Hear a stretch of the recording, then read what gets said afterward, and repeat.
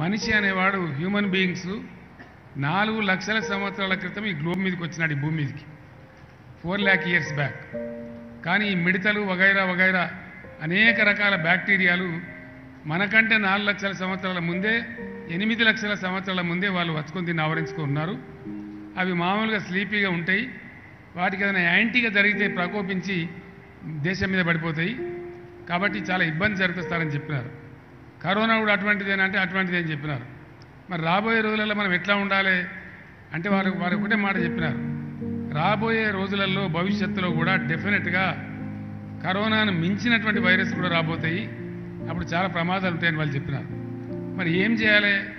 As entomologist మీరేం సలహా చెప్తారు, ప్రజలను ఎట్లా రక్షించుకోవాలని నేను అడిగితే వాళ్ళు ఒకటే మాట చెప్పినారు. ఎక్కడనైతే హెల్త్ సిస్టమ్ చాలా పకడ్బందీగా ఉంటుందో, హెల్త్ సిస్టమ్ పటిష్టంగా ఉంటుందో అక్కడ